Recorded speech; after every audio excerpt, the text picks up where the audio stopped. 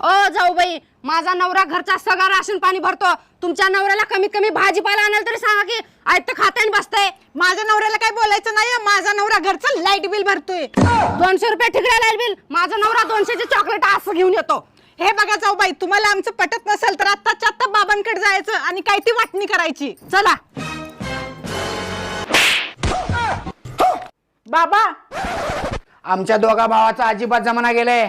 आम्हाला दोघाला वेगळं राहायचंय. आत्ताच्या आत्ता घराची वाटणी करा.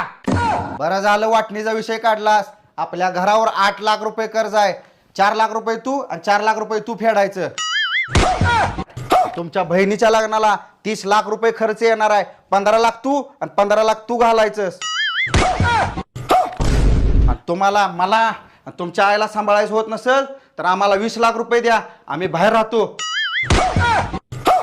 ह्या म्हाताऱ्यानं बाईच्या पायात आणि दारूच्या पायात ढेकरच करून ठेवलाय.